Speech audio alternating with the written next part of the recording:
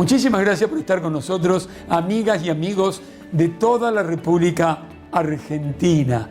Sí, aquí estamos, esta primera semana del año 2022. Y estaremos 1 hora y media con ustedes. Un crecimiento que nos permite acercarles, como lo venimos haciendo todo el año 2020 y 2021, historias de vida que son ejemplos por seguir. Hoy, en esta primera semana de enero del año 2022, tenemos a Fernando de Nevares, un miembro de CREA, una entidad muy importante, agropecuaria del país. Tiene una vida sumamente interesante, capaz de construir una familia numerosa y también de hacer un aporte al país, produciendo en el campo, pero además contribuyendo con esta entidad CREA. Y también una científica notable, de prestigio internacional, que nos debe llenar de orgullo a todos los argentinos. Se trata de mi amiga Andrea Gamarnik. ¿Saben ustedes que les cuento que le hice un reportaje hace unos 5 años y la producción del programa decidió ponerlo en el aire porque es una historia de vida sumamente interesante de esta viróloga que sigue investigando, que sigue trabajando, que ha contribuido para la Argentina y para el mundo con algunos trabajos que les voy a mencionar.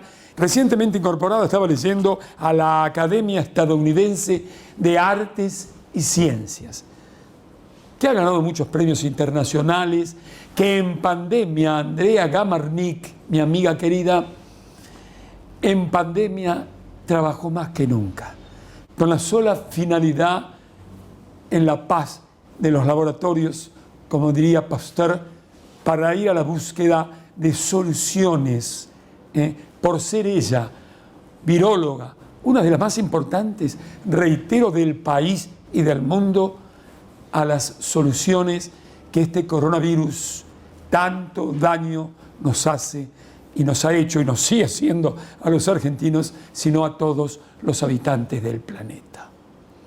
Una científica que, como podrán apreciar, es una máquina de hacer cosas, es una apasionada. Saben ustedes que estas variantes, la Delta, que estuvo haciendo destrozos en distintos lugares del mundo, ahora lo tenemos en la Argentina, pero además pareciera, y muy especialmente en Córdoba, esta nueva variante 70 veces más contagiosas que las primeras del coronavirus. ¿Y esto qué significa? Estamos pasando una situación alarmante. Ustedes vieron el crecimiento de los contagios. Se ven colas de cuadras en distintos lugares de la Argentina, especialmente en la capital federal, en Cava, también en Córdoba, en Tucumán, en distintos lugares del país. Afortunadamente, pareciera que estas variantes, especialmente la Omicron, son menos letales. Pero también hay que destacar que nosotros, los argentinos, que tenemos todas las vacunas, hay muchísimos, diríamos, la inmensa mayoría de los argentinos ya tienen las 2 dosis y un porcentaje también alto con la 3ª dosis. Y digo esto porque hay una ínfima minoría que lamentablemente, que está integrada por jóvenes, no han ido todavía a aplicarse la 2ª dosis. Como ustedes pueden apreciar por todas las informaciones en los distintos medios de comunicación, son los jóvenes los principales contagiados, que por supuesto llevan el problema a sus casas, donde están las personas mayores, los abuelos, a los cuales hay que evitar que se contagien, porque aún vacunados el problema es serio. Hay que vacunarse, hay que vacunarse, lo está planteando el mundo. Si todos los habitantes del planeta hubiésemos estado ya vacunados, hubiésemos terminado con esta pandemia. Los países muy ricos, por ejemplo, Canadá acopió enorme cantidad de vacunas que no necesitaba.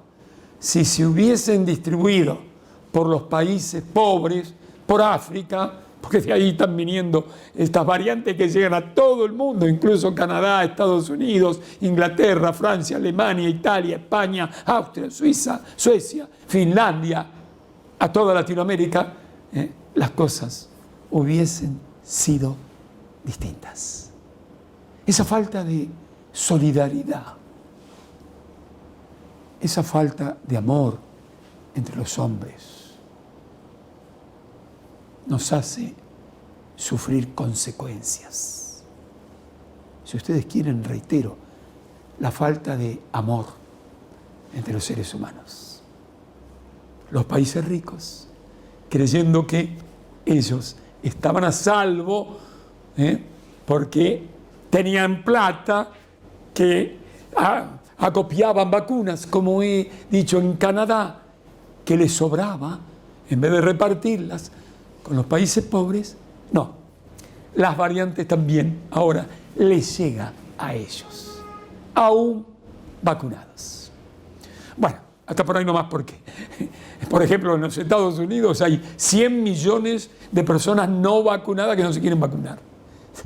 En Francia, la semana pasada, no tengo los últimos datos, martes o miércoles de la semana pasada, 170.000 contagiados en un día. 170.000 contagiados en un día. Y esto es importante, recordarle a los antivacunas que no es solamente un problema de la salud, que es lo primordial, y de la muerte que puedes tener, sino que afecta a la economía de todo el mundo.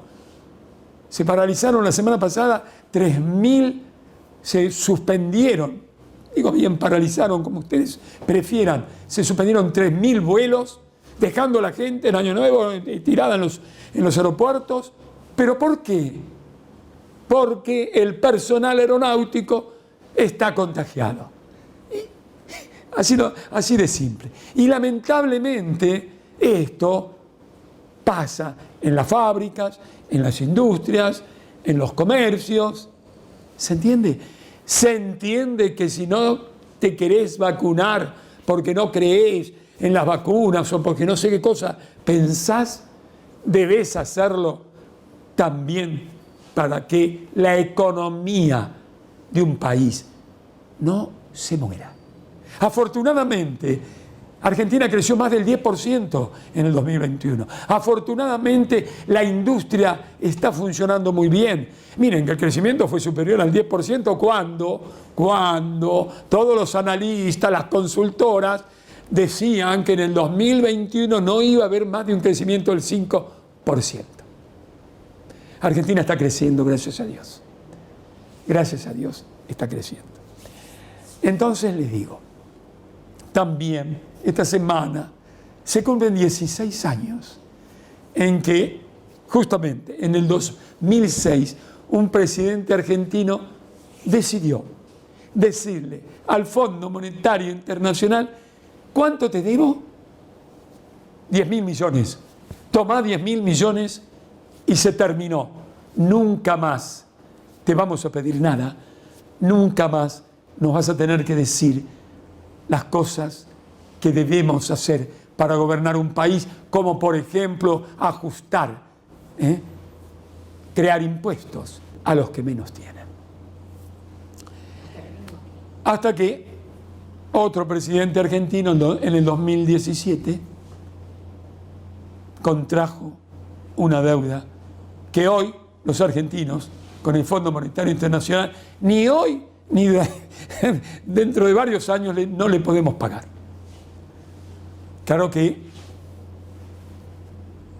las deudas deben honrarse, pero ha admitido el Fondo Monetario Internacional que al país que le entregó ese dinero, es decir, al presidente Macri, el presidente Macri no hizo lo que tenía que hacer. El presidente Macri dijo que ese dinero se lo dio a los bancos lo llevaron, se llevaron todo ese dinero del argentino, porque ese dinero, casi 50.000 millones de dólares, no se utilizó para infraestructura, por ejemplo, que hubiese venido tan bien, ¿no? Si no hubiésemos endeudado para mejorar los caminos de la Argentina y transportar las riquezas que, por ejemplo, gracias a Dios, la agroindustria ha producido en pandemia en el 2020, y en el 2021 ha sido maravilloso, y en el 2022 va a ser mucho más. Pero bueno, había que recordar esa fecha, le guste a quien le guste, y no tiene nada que ver con decir algo, estar con alguien o con el otro. Estamos con la verdad, y la verdad es que habíamos echado al Fondo Monetario Internacional en el 2006 pagándole para poder regir nosotros soberanamente el destino de todos los argentinos. Atención, amigos, ahora con dos vidas que son ejemplos por seguir. En primer término, Fernando de Nevares, y a posteriori, mi amiga, con qué orgullo lo digo, una científica notable, una de las más importantes del mundo, es argentina, Andrea Tamarní. Fernando, muchísimas gracias, amigo, por prestarte a este reportaje. ¿Cómo estás? Hola, Jorge, buenas tardes. Al contrario, ¿cómo andas vos? Bien. Quiero saber en primer término, quiere saber la gente seguramente, ¿dónde naciste, Fer? Nací en Buenos Aires. Viví los primeros 5 años de mi vida en un campo en Mercedes, en provincia de Buenos Aires. Pero soy nacido en Buenos Aires, y después mis estudios desde primario y secundario, así como la universidad, las cursé y viví en Buenos Aires ese periodo de entre los 5 y los 22 años aproximadamente. ¿Tu escuela primaria dónde fue? Enseñanza elemental. En Buenos Aires, en el Colegio San Martín de Tours.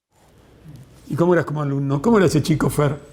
Mira, el primario fue muy prolijo, fue bastante de libro, de manual. Después el secundario no tanto, y tuve algunas curvas tomadas más fuerte de lo debido, digamos.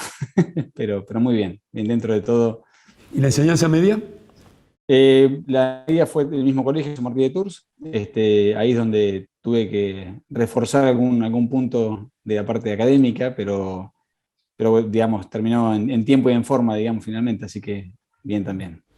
¿Por qué sos ingeniero en producción agropecuaria?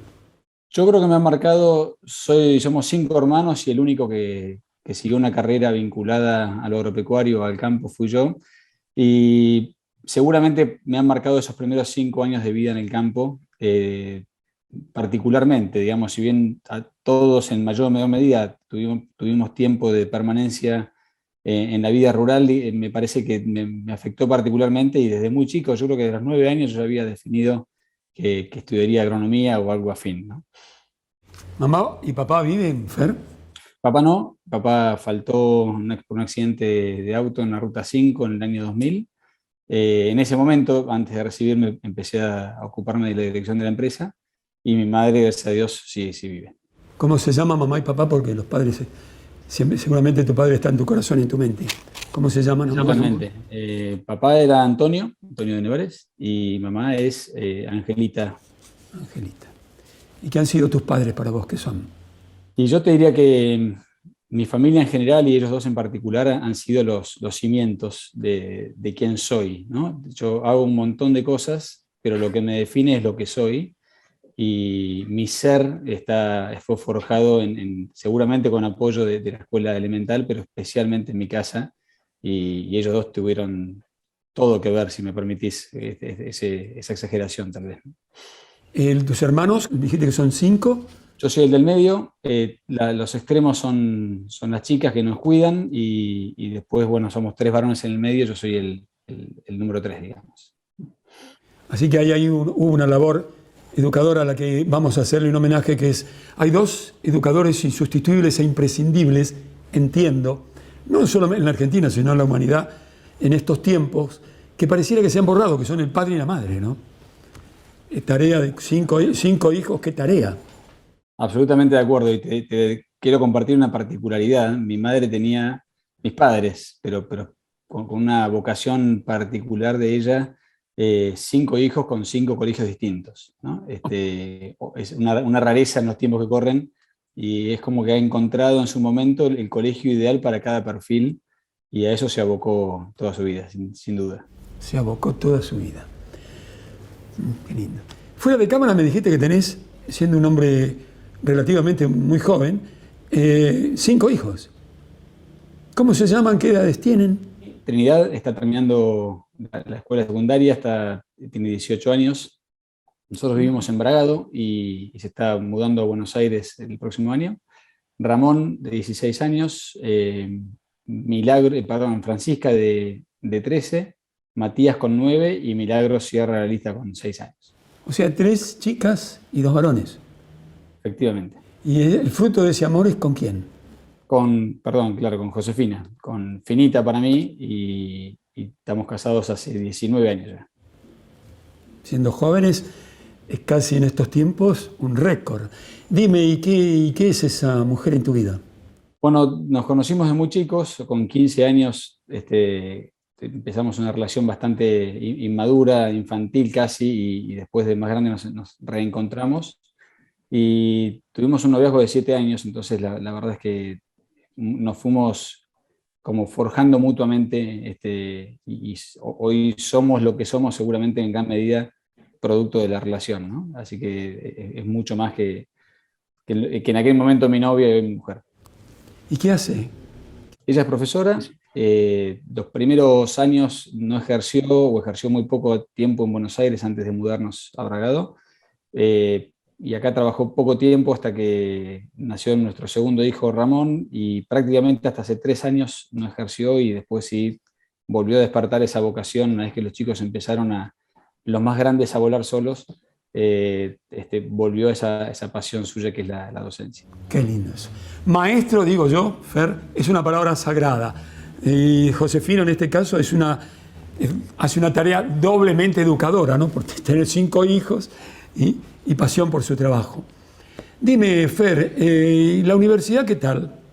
Me gustó mucho la carrera. Yo tuve un intento, bueno, más que un intento, hice el curso de ingreso a la Universidad de Buenos Aires y un poco por mi perfil y otro poco por el perfil de una carrera y otra, opté cuando me dieron mis padres la opción por la carrera en la Universidad Católica, con un perfil sutilmente más volcado a lo pecuario, a lo ganadero, y por una cuestión, si se quiere, familiar, pero sobre todo de vocación personal, busqué más por ese lado y si bien son carreras muy parecidas y análogas, me sirvió la formación no solamente académica, sino también humana que aportaba la facultad en esos 5 años. Entonces, contanos, ¿eh? ¿Cómo comenzó tu emprendimiento? ¿Cómo llegaste ahora? Porque desde esa labor de productor agropecuario llegas a una entidad como CREA, que es notable, conozco a varias personas que la integran, ese comportamiento de productores agropecuarios distintos en la Argentina, donde se miran, se observan, se ayudan, se contagian, toda esa pasión, laboriosidad, adelantos tecnológicos puestos al servicio de la producción. Contame tu empresa, en primer término, la historia de tu empresa. Nuestra generación de mis hermanos o mis primos, seríamos la 4ª generación agropecuaria en Argentina. Lo que pasa es que la empresa es de 2ª generación porque mi madre no continuó asociada a sus hermanos, sino que decidió, por cuestiones particulares de esa coyuntura, seguir camino independiente. Y por tanto, técnicamente somos 2ª generación, ¿no? en esta empresa. Durante 12 años la dirigió y gestionó mi padre prácticamente solo, si bien la presidenta de la sociedad era mi madre, las decisiones eran de lo operativo por lo menos, o la dirección de la empresa, eran tomadas en soledad por él. Probablemente las más estratégicas de largo plazo sí fueran compartidas. Y como te comenté, mi padre faltó por un accidente de auto a fines del año 2000. Yo estaba terminando de cursar el cuarto año de la facultad. Era jovencito, ¿eh? 21 años. Que la vida ahí te somete a una adversidad que en algunos casos, lamentablemente, los voltea al ser humano y en otros los hace crecer, y seguramente la figura de tu padre está contigo, en tu corazón y en tu mente, como te dije, en parte, ¿o no es así? No, absolutamente es así, lo tengo muy presente. De hecho, aplico muchas decisiones que me toca tomar, lo tengo presente con consejos y recomendaciones específicas de otro contexto, sin duda, pero que son aplicables hoy en día, probablemente por esto de que Argentina resulta cíclica en algunos aspectos, ¿no? Y si bien fue seguro, sin duda, fue un golpazo la parte de mi padre más que la responsabilidad de la empresa, un poco por la inconsciencia juvenil y sobre todo por la contención familiar, y hago un subrayado en este último punto, fue, me animo a decirte, fácil para lo difícil que se ve de esta perspectiva, en ese momento no fue tan duro, ¿no? La empresa estaba endeudada por la compra de una fracción de campo, estaba inundada, porque en esos tiempos esta zona estaba complicada de agua por casi 700 días, estuvo bajo el agua del campo. Pero como te decía, en esa inconsciencia y de venir de un chico que está, un joven que está cursando la facultad y con única responsabilidad prácticamente, más allá de un trabajo ocasional, no tuve mucha conciencia de ese cambio. Y me ayudó mucho que mi madre me exigiera recibirme para convertirme formalmente en un empleado de la firma, digamos, ¿no? Mientras tanto siguió siendo un rol de hijo con responsabilidades, pero su temor era que yo no me recibiera, entonces me sometió a esa idea de que por 2 años hasta recibirme, hasta que llegar con el título, yo no iba a convertirme en empleado formal. Hablando un poquito entonces, ¿cómo está la empresa hoy? Sé que hay una mujer que trabaja ahí con 3 hijos, me llamó la atención, me llamó gratamente la atención. Mira, por 16 años prácticamente estuve de la misma forma que había estado mi padre 12 años tomando decisiones en cierta soledad. En un momento, después de, gracias a CREA, conocer un programa de dirección de empresas, decido sumar a mi hermano, propongo sumar a mi hermano y la familia así lo decide, y conformamos el directorio, nosotros dos, con un director externo, una persona de confianza mía, primero y ahora de los dos. La corremos a mi madre del directorio, al principio no fue tan fácil hasta explicar un poco los para qué de esta decisión, de esta propuesta. Ella seguía siendo la accionista única de la sociedad, pero a partir de ese año 2016 las decisiones se toman colegiadamente, por ahí un poco más lento, pero seguro mucho más sólidamente que antes, y la empresa hoy tiene muy claro hacia dónde va. Antes, de alguna forma, continuó con una inercia bastante fructífera, como en años muy productivos y con decisiones un poco más por pulsos, por ejemplo, incurrir en un parque de maquinarias y empresas cosechadoras que antes no tenía la empresa y por coyunturas determinadas las tomé en su momento. Probablemente habrían sido las mismas decisiones o no, es contrafáctico, pero lo que es cierto es que hoy estoy mucho más tranquilo con la forma y el modo en que las decisiones se toman, y es mucho más sólida además la empresa, y no creo que sea casual. Te cuento un poco en detalle rápidamente lo que la empresa desarrolla. Tiene fracciones de campo en 25 de Mayo, acá cerca de donde estoy yo, en Bragado, y en el oeste de la provincia de Buenos Aires, en Adolfo Alsina, cerca de Carué. Allá, por la escala que tiene la empresa, hacemos agricultura en forma permanente, le damos mucha importancia a la sostenibilidad en términos de ambiente y social también, pero lo hacemos en forma de preservar el recurso y mejorar el recurso suelo, Preservar el porque es el que no nos recurso. pertenece, de alguna manera. Y acá sí, por una escala un poco mayor, realizamos agricultura y ganadería muy integradas una en la otra, digamos. Y ahí es donde entra Luján. Luján es la chica de la que hablabas, con 3 hijos, que es la responsable del corral de terminación de San Félix. Qué maravilla. Ya vamos a tener imágenes de ello. El crecimiento, dice Porter, autor del libro La ventaja competitiva de las naciones, un librito de 1025 páginas, es producto de la adversidad, ¿no? Y evidentemente, por lo que nos has contado, en tu caso, en el caso de tu hermano, en tu empresa, ese crecimiento modestamente interpreto que algo tiene que ver, ¿no? Argentina ha necesitado siempre, pero especialmente en los últimos tiempos, por todo lo que hemos vivido, que la agroindustria, porque no hay campo sin industria. Vos que sos un ingeniero en producción agropecuaria lo sabes mejor que yo. Educación, ciencia, tecnología, máquinas en movimiento, todo lo que hay hoy en tecnología.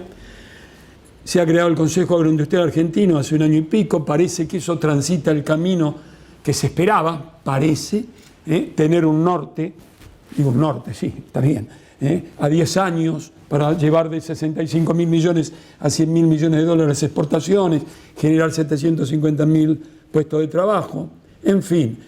Lo que está pasando ahora con el trigo, lo que ha dicho la Bolsa de Cereales de Rosario, todo es auspicioso. La ventanita a la esperanza parece que está abierta, o debería estarlo siempre abierta. ¿Cuál es tu visión sobre lo que estoy diciendo? Joven, ingeniero, en producción agropecuaria, nada menos. Los agropecuarios, por lo general y por definición, somos optimistas.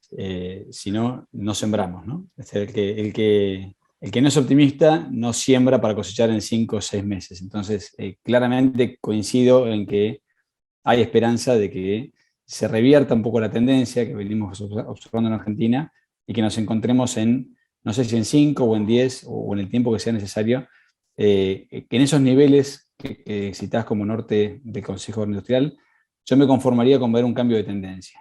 Una vez que la tendencia, observemos una inflexión en la curva, probablemente después el propio éxito de un proceso se retroalimenta y eso termine de sacarnos a flote en ese sentido, ¿no? Pero sí soy optimista en que eso... Bien, yo no hago preguntas y no entro en el terreno político, aunque todo es política en la actividad. El servir al otro es política, producir es política, acompañar, dar trabajo, generar las divisas que el país requiere para tantas cosas.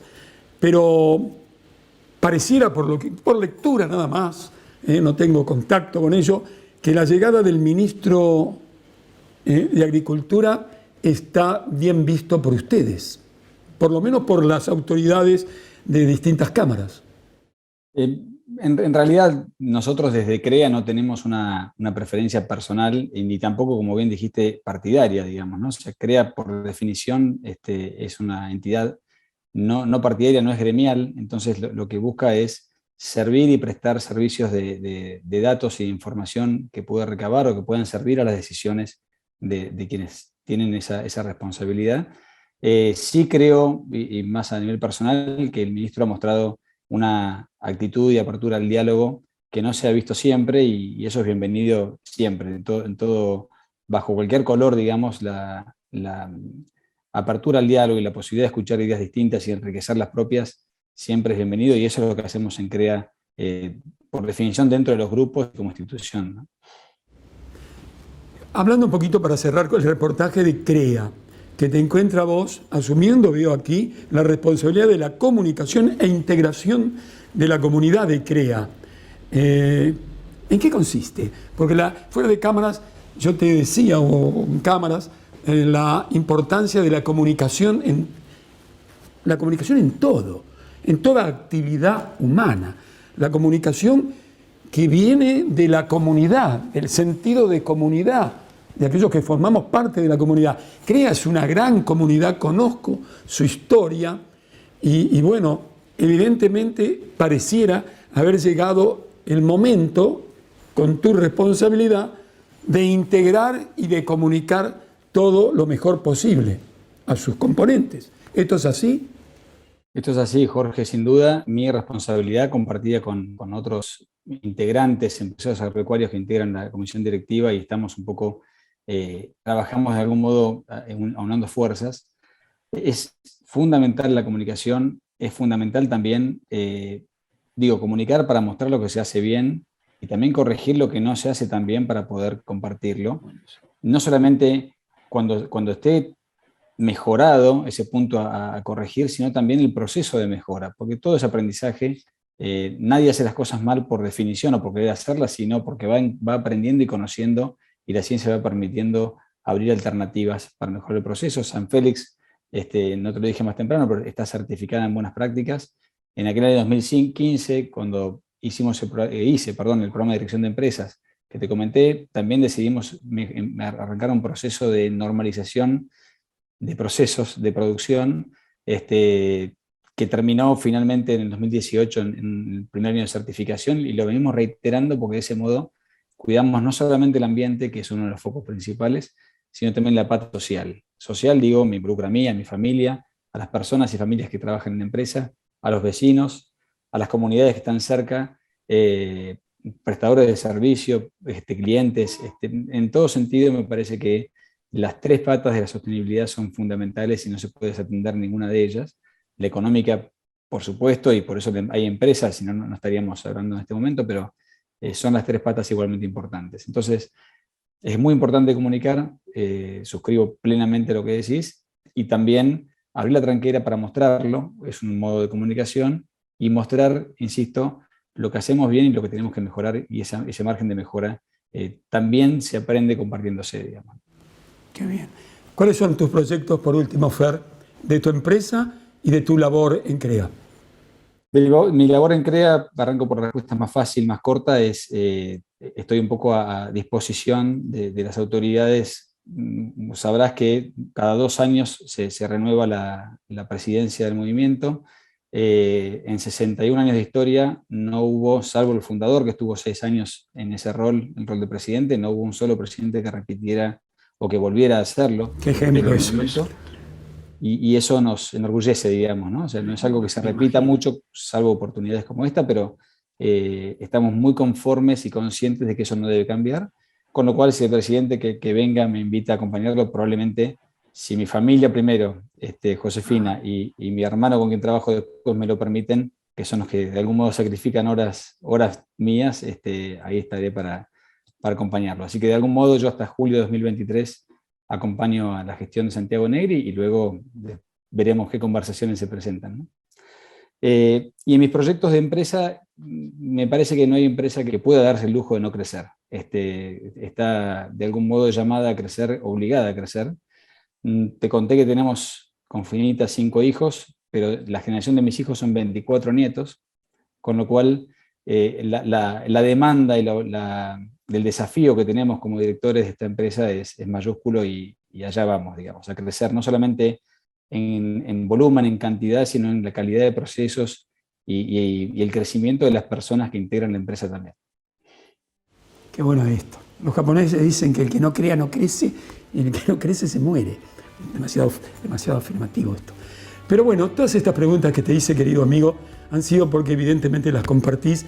Aquello de revalorizar la familia para revalorizar el sentido de la vida. Por el momento, te abrazo, te mando con el corazón y con la mente. Espero darte ese abrazo personalmente. Tu saludo final e inmediatamente presentamos tu emprendimiento. En cualquier momento nos encontramos, Jorge, y te agradezco mucho el tiempo y la disponibilidad.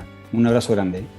Señoras y señores, un ingeniero en producción agropecuaria joven, que tiene un sentido, como lo han podido advertir, de familia, constructor de una familia, de una empresa y colaborador importantísimo, nada menos que en CREA. Atención, país. San Félix es una empresa familiar.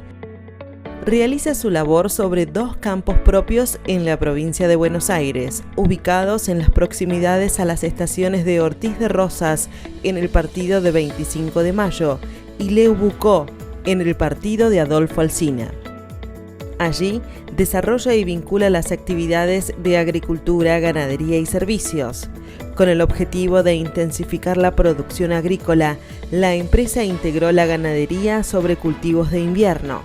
Así alcanzó una importante ocupación con 9 cultivos en 5 años. Sobre 460 hectáreas de verdeo de invierno, recría unos 3.500 terneros, cuyo crecimiento completa a corral hasta lograr el grado de terminación deseado. A mediano plazo, la empresa proyecta convertir en carne gran parte del grano que produce. De esa manera, procura reducir el impacto que la logística tiene en el ambiente y sobre los costos totales. Así también, prevé aumentar su participación en un mercado de mayor valor, sin perder el eje de la sostenibilidad. Para San Félix, el concepto de sostenibilidad cuenta con 3 dimensiones: social, ambiental y económica. Todos los actores participantes de la empresa, su equipo interno, proveedores y clientes, integrados con sus vecinos y la comunidad en la que está inmerso, están vinculados a la firma y son parte necesaria de su desarrollo exitoso. En esa línea, la compañía alcanzó su 4º año de certificación en buenas prácticas bajo el estándar RTRS. Gracias a ello, mantiene vigente su política de mejora continua en cada proceso, tanto en el plano social como ambiental. Y en paralelo, San Félix participa de 2 grupos CREA. Desde 2005 integra el Grupo Bragado y desde 2015 pertenece a Nómade. Con ellos, genera y protagoniza espacios de desarrollo de ideas y validación de análisis que le permiten crecer con seguridad, no solo en el ámbito empresario, sino también en las decisiones a nivel familiar. Una empresa que invierte y da trabajo. Una compañía orgullosamente argentina que produce en nuestro suelo.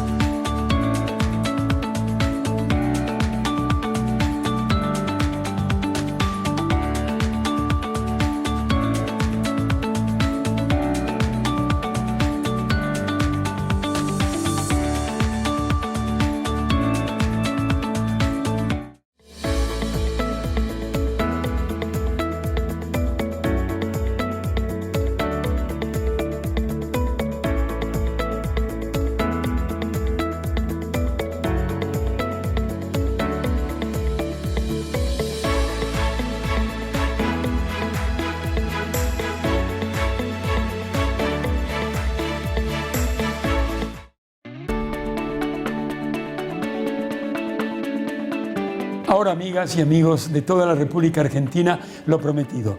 Mi amiga Andrea Gamarnik, una de las grandes científicas, como les dije en la apertura, de nuestro país y del mundo. Enorme su prestigio, sumamente merecido por su laboriosidad, su pasión, su inteligencia. Una gran líder de equipo, una impulsora del trabajo de la mujer, de reconocer, y ella debe ser, en primer término, reconocida. Una mujer extraordinaria.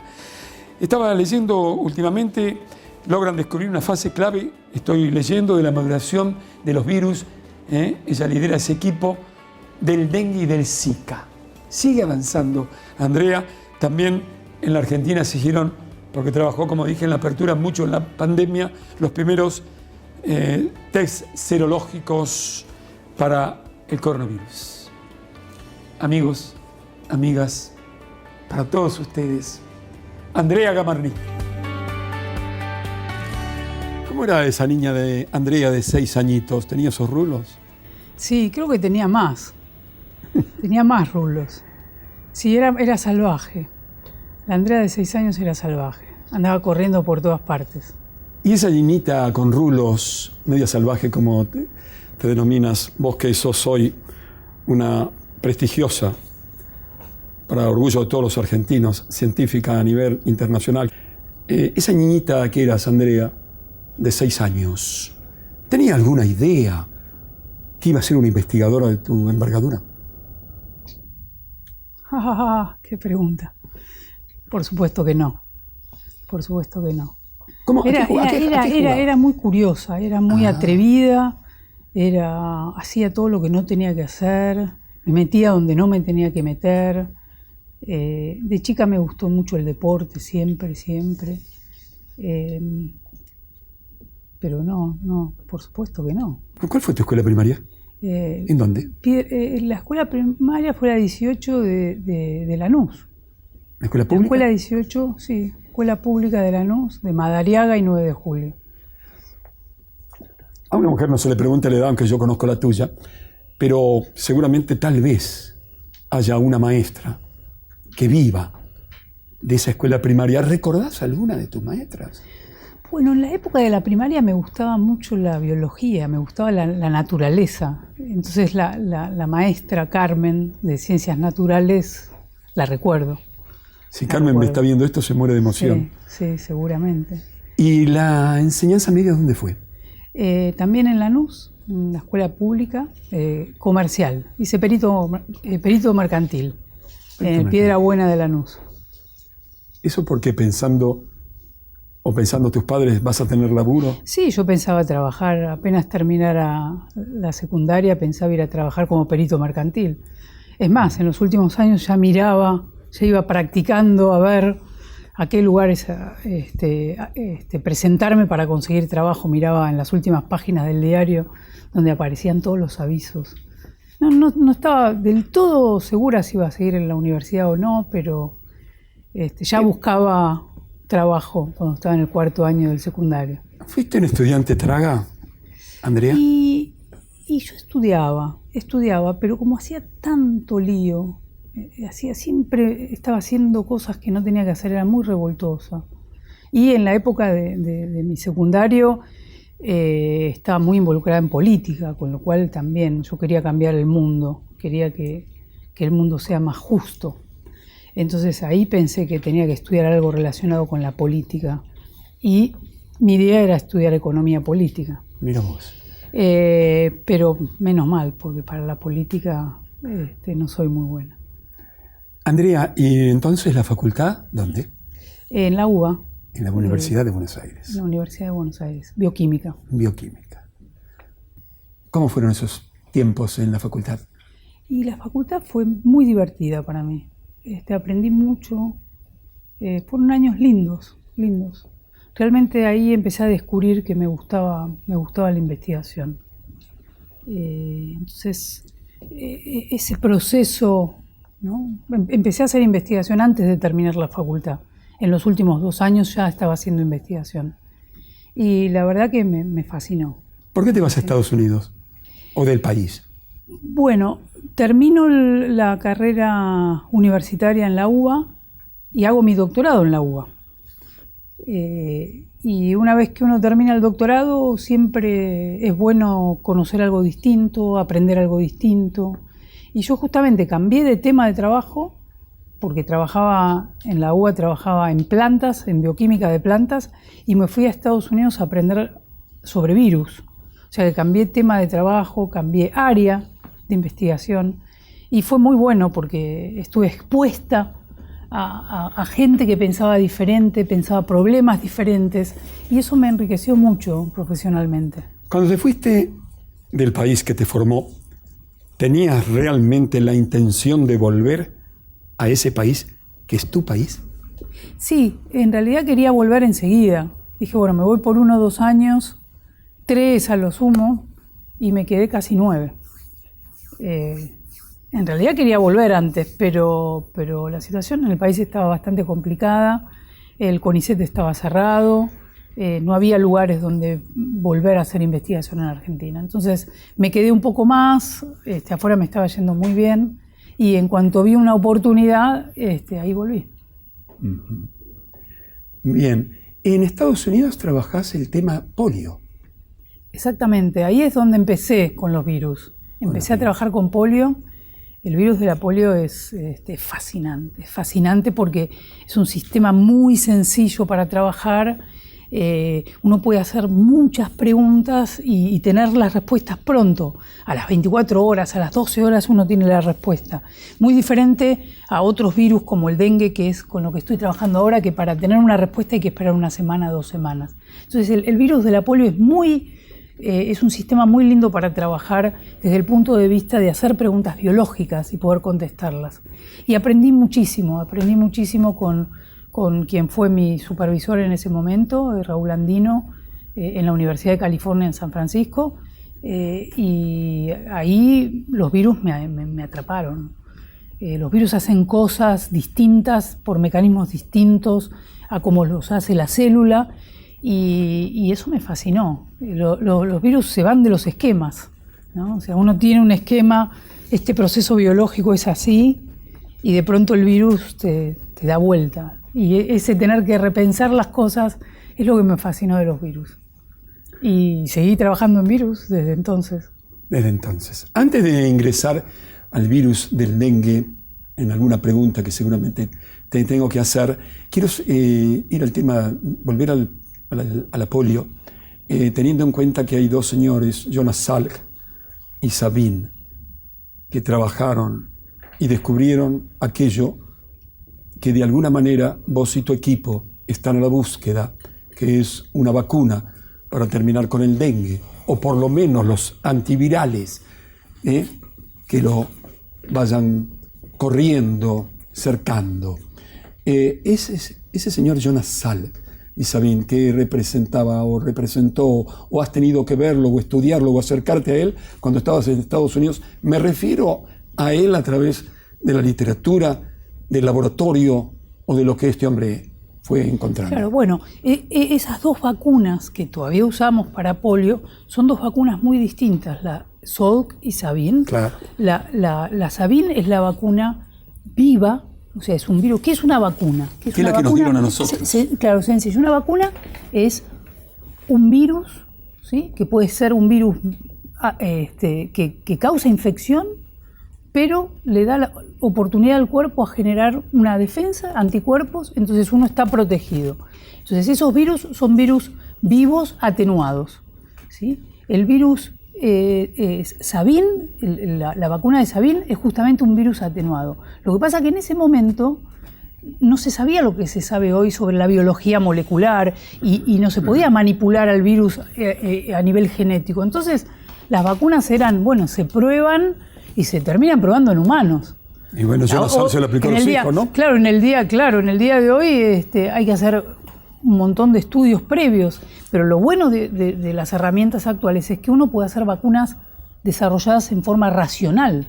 O sea, uno estudia, genera conocimiento, entiende cómo funciona el virus, entonces dice, bueno, a este virus, por ejemplo el virus del dengue, lo puedo manipular genéticamente en algún lugar determinado para que el virus esté atenuado y se transforme de ese virus salvaje que está en la naturaleza, en el caso del virus del dengue están los mosquitos que lo transmiten, a un virus atenuado que se transforma en una vacuna, ¿sí? Entonces ese proceso de generar conocimiento sobre este virus para poder hacer una vacuna en forma racional es lo que tenemos en manos hoy en día, esa herramienta poderosísima.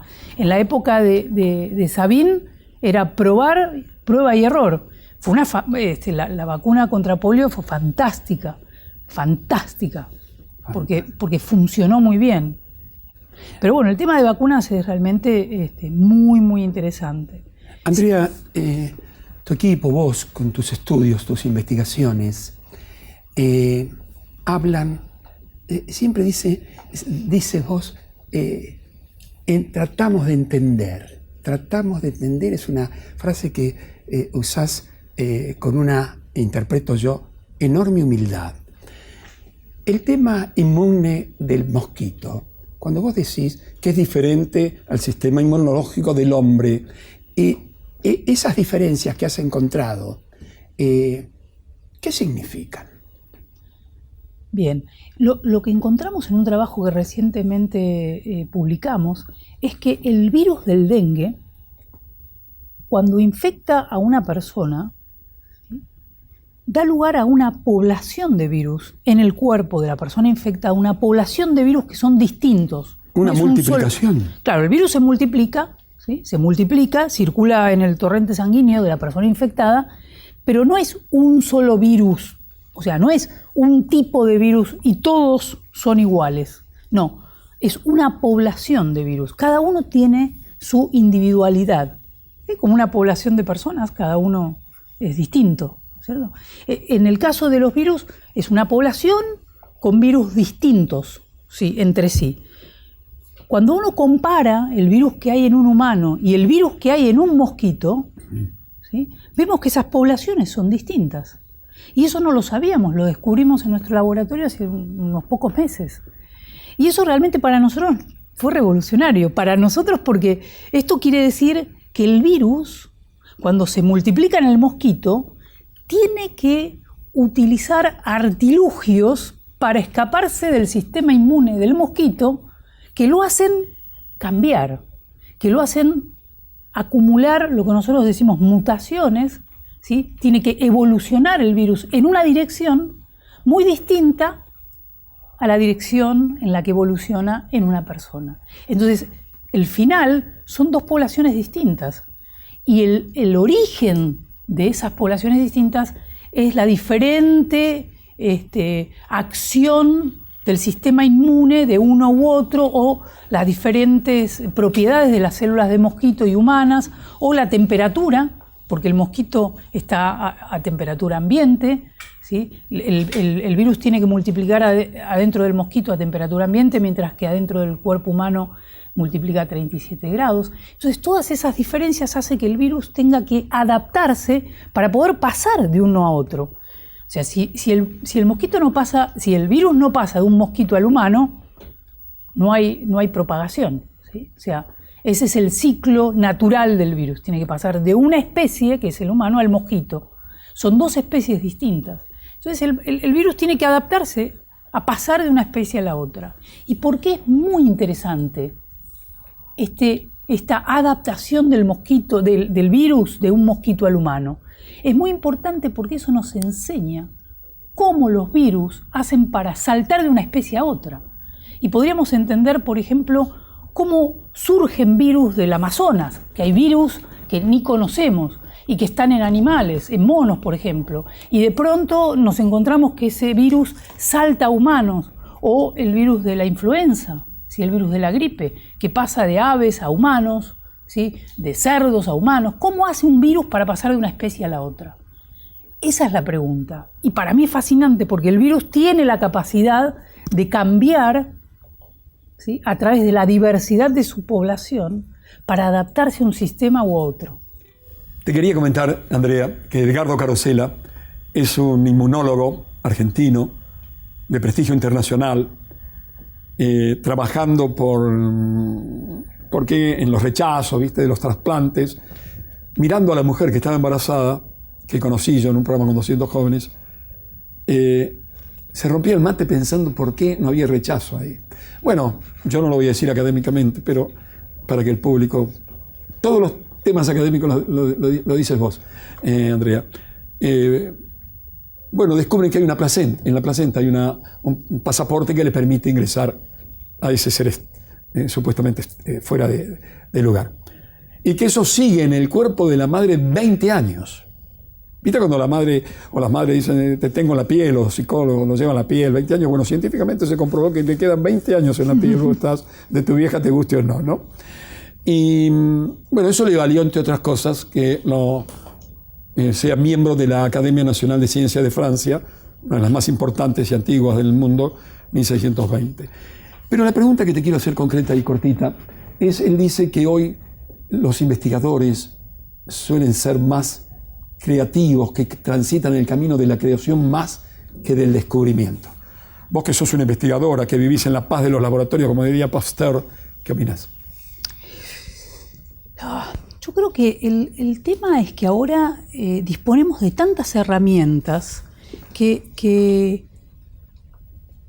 la pregunta es, realmente el tema es cuál es la pregunta científica que queremos contestar, porque antes me parece que todo era más a pulmón, ¿no? O sea, realmente al no haber herramientas para trabajar, requería, yo disiento con lo que decís, yo creo que justamente antes había mucho más de uno y el trabajo tenía que ser tal vez más creativo antes que ahora. Más artístico. Era más artístico. Totalmente, uno inventaba cómo hacer para determinar cosas, porque no existían las herramientas.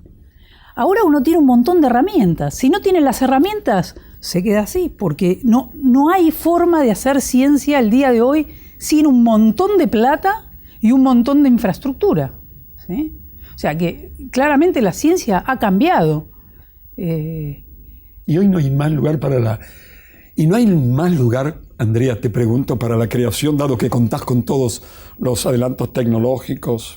Yo creo que la creación, la ciencia requiere conocimiento, requiere estudio, pero requiere imaginación, requiere creatividad, requiere compromiso. En algún punto se toca con el arte. Porque uno tiene que poner de uno, tiene que imaginarse cómo son las cosas. En general uno se equivoca, ¿sí? Uno dice, bueno, ¿cómo funciona el virus del dengue cuando entra un mosquito? Y bueno, se nos ocurren ideas. Después hacemos experimentos y en general esas ideas originales las tiramos a la basura y empezamos a elaborar las nuevas ideas a partir de la observación. Entonces es un proceso dinámico, ¿no? Es un proceso, yo lo siento como un proceso creativo. Y evidentemente, escuchándote y mirándote, uno supone también la pasión, ¿no? Sí, yo creo que sin pasión es muy difícil hacer ciencia. Porque es difícil. Normalmente ir al laboratorio y hacer experimentos que no funcionan en forma cotidiana, hay que poner mucho esfuerzo. Y si uno lo hace con pasión, eso no se nota. ¿No es cierto? ¿Tu equipo cómo está conformado? Y está conformado, somos en total en este momento 9 miembros, y hay gente que está haciendo maestrías, doctorados, postdoctorados y investigadores jóvenes ya formados. Gente de distintas universidades nacionales, de Misiones, de Buenos Aires, de Quilmes, es un grupo bastante heterogéneo. Bioquímicos, biotecnólogos, biólogos, o sea que es un grupo de gente que realmente aportan distintas formas de ver los problemas y eso es muy enriquecedor.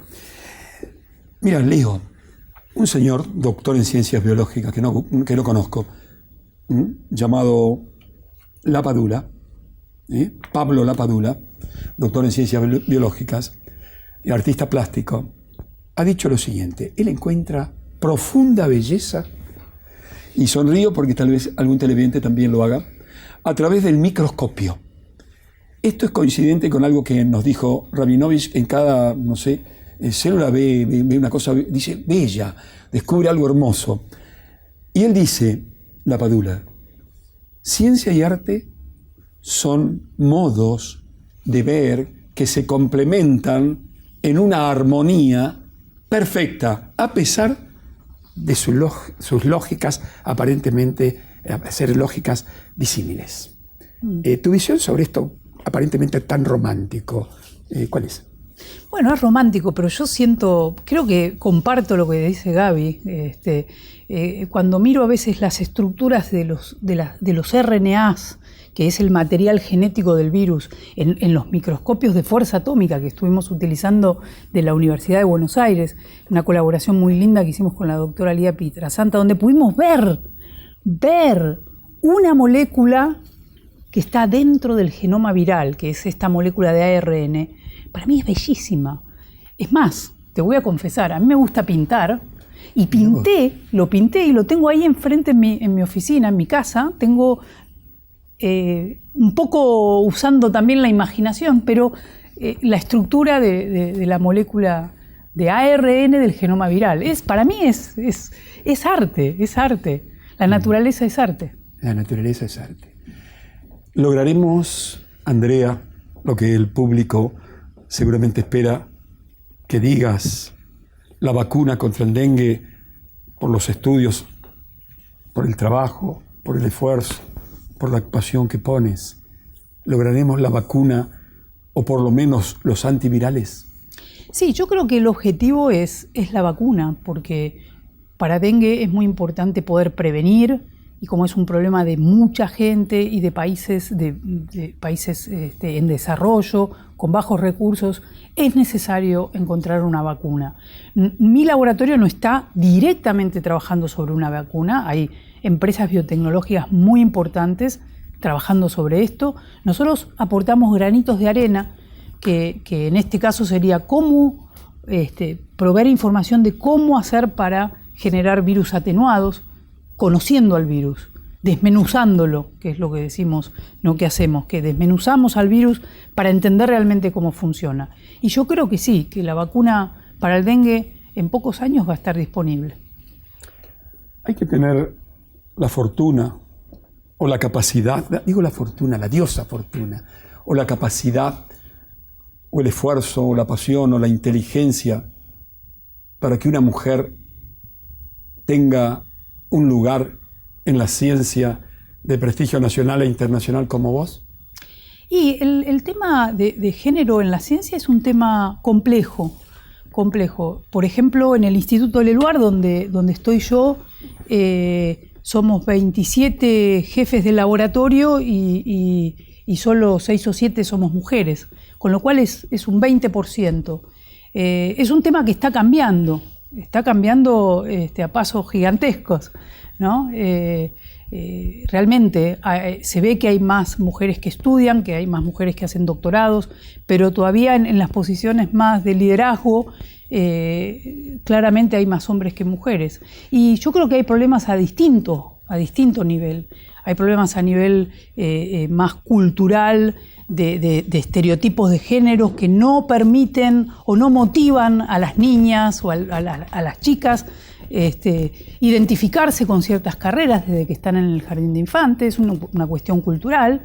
Y por otro lado, cuando uno ya está en la carrera y ya decidió estudiar y ya está haciendo un doctorado, bueno, ahí hay otras barreras con las cuales la mujer se encuentra, de discriminación, que no podemos decir que no hay discriminación, o problemas relacionados a la maternidad, que todavía al día de hoy no están resueltas, y eso le genera dificultades a las mujeres para llegar a cargos superiores, o características mismas del trabajo, que requiere cualidades que a lo mejor a muchas mujeres no les interesa. El trabajo de la ciencia es competitivo, es agresivo en cierta forma. A mí eso me genera mucho malestar. O sea, que uno tenga que competir trabajando en un tema con otra gente me genera malestar. Y uno de los temas por los cuales me gusta hacer ciencia en Argentina, porque no hago la mía, hago mi historia. Entonces, en general, cuando uno usa creatividad y usa sus propias ideas, hay menos riesgo de estar compitiendo con otro, ¿sí? O sea, cuando uno trabaja en lugares donde hay mucha gente y donde hay mucha interacción, la interacción es fantástica, pero también genera estas situaciones en las cuales, en mi caso particular, no van con mi personalidad. No me gusta la ciencia competitiva en ese sentido. Me gusta colaborar, me gusta hacer cosas en forma colectiva. Incluso en mi laboratorio hay una forma de hacer ciencia en la cual se percibe solidaridad entre los miembros del grupo, se percibe cooperación, tenemos objetivos comunes, y esas son cualidades mías. Y yo creo que hay mujeres que no se sienten cómodas con esas cualidades con las cuales se hizo la ciencia, hecha principalmente por hombres, ¿no? Porque hace 100 años no había mujeres en la ciencia. Salvo que seas Curie o una mujer como vos, tal vez. Sí, Curie la pasó mal en ese sentido. Marie Curie la pasó mal. Marie Curie la pasó mal. No pudo entrar a la Academia de Ciencias que estaba comentando. Habiendo recibido 2 premios Nobel. O sea, ese es un extremo. Nosotros no somos premios Nobel, ni mucho menos. Pero vos lo podés llegar a ser. Pero bueno, digamos que en el día de hoy todavía hay un camino por andar en la problemática de género. Es lindo escucharte y verte. Andrea, por último, ¿cuál es tu impresión sobre la ciencia hoy en la Argentina? Sobre el Ministerio de Ciencia y Tecnología. ¿Cómo lo ves vos, que sos una laburante del laboratorio tan prestigiosa? Bueno, yo creo que lo que hizo en esta última década este gobierno con la creación del Ministerio de Ciencia es fantástico. O sea, hemos realmente avanzado en un área donde hace 15 años ni idea teníamos que íbamos a llegar a donde estamos hoy. Con lo cual, creo que un país como la Argentina requiere la ciencia, requiere la tecnología para ser un país independiente, para ser un país que sea capaz de resolver sus propios problemas, requiere de la ciencia. Y creo que la creación del ministerio fue una señal muy clara, política, que había un apoyo a la ciencia. Esperemos que el gobierno que venga a continuación profundice en lugar de deshacer lo que ya se hizo. Te invito a brindar, te había dicho fuera de cámaras, Andrea, por la vida. Por la vida.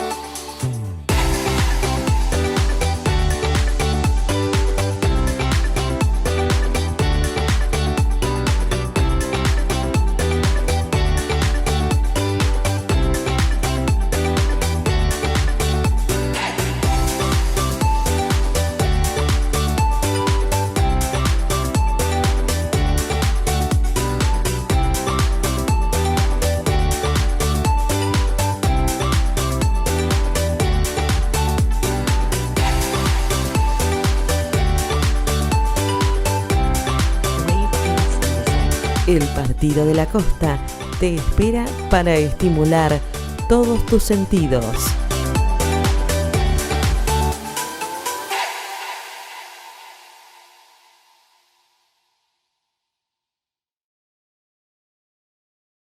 En Hotel Bel Sur volvemos a vernos. Cumplimos 50 años y queremos celebrarlo junto a vos. Te esperamos en San Bernardo con el equilibrio justo entre calidad y precio, combinados con la mejor atención. En Hotel Bel Sur, los días son siempre mejor de lo que podrían ser.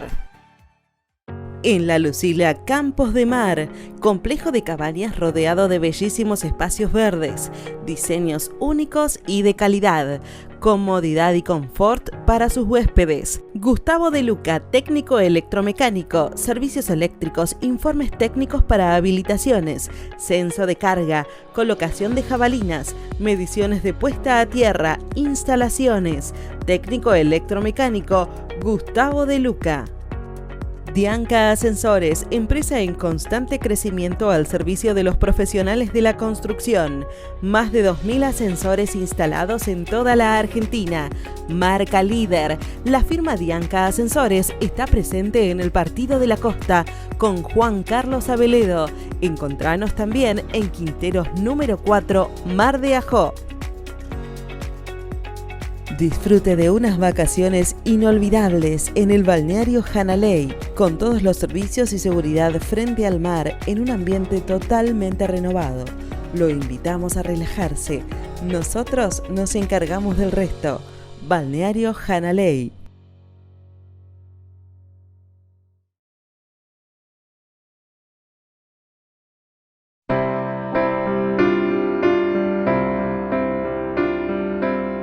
Lo mejor de estar en tu casa es sentirnos parte de tu familia. Acompañarte en muchos de tus momentos. En la cocina, conquistando nuevos horizontes. Y en la mesa, alimentando los corazones. Hoy nos vemos desde lejos, pero nos acercan algunas sonrisas. Gracias por abrirnos la puerta.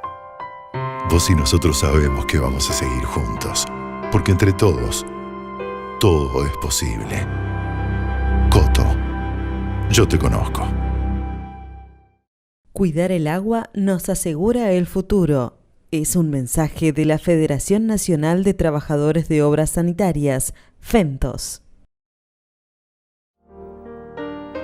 No dejes pasar de largo lo que te hace bien. En Mar de las Pampas, Cabañas Lemú te espera todo el año con todas las medidas de seguridad e higiene que requiere la situación actual. Hace tu reserva telefónicamente o en nuestra web.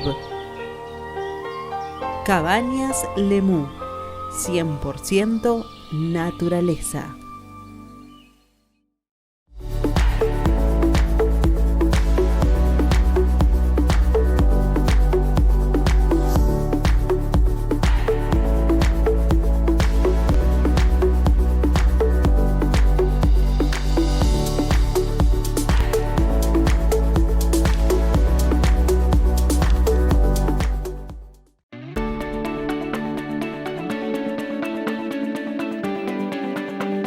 Bueno, Jorge, antes que nada, un saludo. Nos conocemos hace ya mucho tiempo y yo siempre destaco la tarea que tú realizas en la televisión.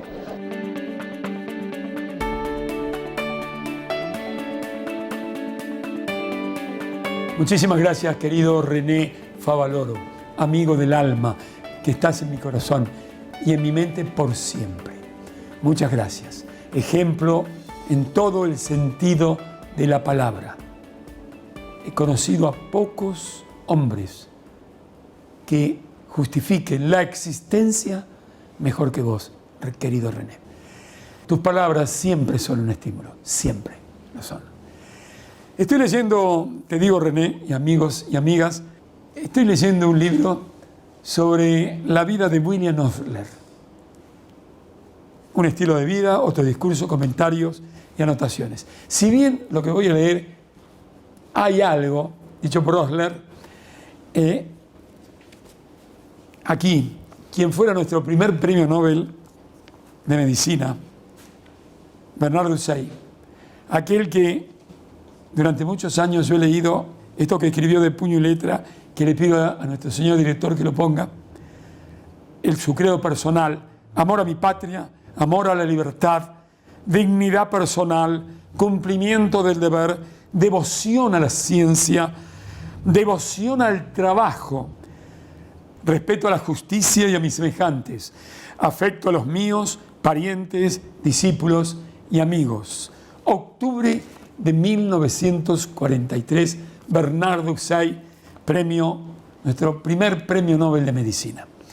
Y justamente en este libro que escribiese otro amigo, un científico de enorme humildad como los grandes Paladini, que yo, un libro de más de 1000 páginas, he lastimado tanto, lo tengo tan marcado, lo he releído, porque uno lee cuando relee, como dice Jorge Luis Borges. Hay un tema aquí. Nuestro primer premio Nobel de Medicina, Hussein se refiere a Osler en algo que les va a interesar a cada uno de ustedes, o debiera interesarnos, a todos los argentinos. Suscribo, dice nuestro premio Nobel, Hussein, enteramente y sin reserva lo que dijo el gran Osler, que tengo acá. Me propongo revelaros el secreto de la vida. Con estos anteojos veo muy poco, por lo tanto, con el permiso de todos ustedes, amigas y amigos de la República Argentina, con estos chiquitos, espero leerlo bien para todos ustedes. Me propongo revelaros el secreto de la vida, cómo lo he visto y he tratado de realizarlo.